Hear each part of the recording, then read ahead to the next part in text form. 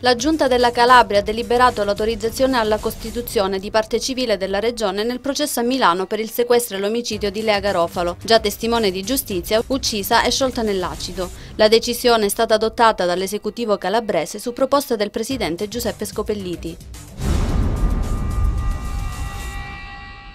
La Calabria esporterà nelle scuole della Lombardia lezioni di anti-'ndrangheta. È questa in sintesi la proposta avanzata dalla Presidente del Coordinamento Nazionale Antimafia, riferimenti Adriana Musella, in occasione dell'audizione davanti alla Commissione Consiliare contro l''ndrangheta della Regione.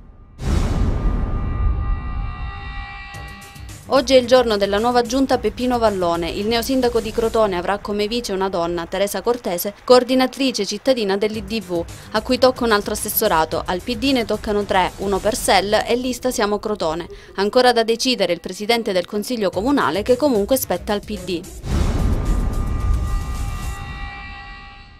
L'Associazione Gli Amici di Serenella ha consegnato ieri 2 borse di studio per la ricerca sulle leucemie e linfomi di adulti e bambini. Ad ottenerle le ricercatrici Gilda Mingrone e Barbara Crescenzi, che lavorano entrambe presso il laboratorio di citofluorimetria della Santa Maria della Misericordia dell'ospedale Silvestrini di Perugia.